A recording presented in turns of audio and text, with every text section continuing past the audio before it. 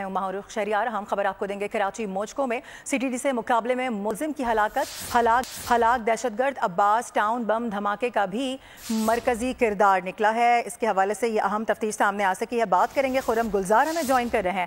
خرم، اور بتائیے گا کہ کون کون سے مقدمات میں یہ مطلوب تھا اور اس کی کیا ڈیٹیلز ہیں مزید؟ جی بالکل، یہ گزشتہ رات موجکو میں سی ٹی ڈی سے مقابلے میں مارے جانے والا دہشت گرد عمر فاروق جو ہے وہ دہشت گردی ٹارگیٹ کلنگ کے جو 10 سے زائد مقدمات ہیں اس پہ بھی مطلوب تھا۔ ساتھ ہی ملزم نے 2013 میں عباس ٹاؤن دھماکے کا مرکزی ملزم بھی تھا۔ ملزم کے بارے میں ملزم عمر عرف ڈاکٹر شہروز جو ہے وہ شہر میں اپنا نیٹ ورک بحال کر رہا تھا کہ اس کی اطلاع جو ہے وہ سی ٹی ڈی کو ملی تھی، جس پر سی ٹی ڈی نے موجکو کے علاقے میں ناکہ بندی کی۔ تو اس دوران ملزم نے پولیس کو دیکھتے ہی جو ہے وہ جوابی فائرنگ میں دہشت گرد اس میں مارا گیا ہے۔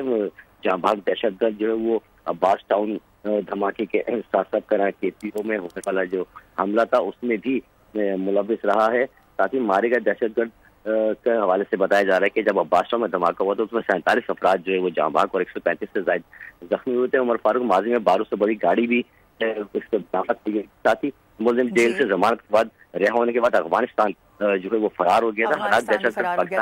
آگاہ کر رہے ہیں، بہت شکریہ آپ کا خرم۔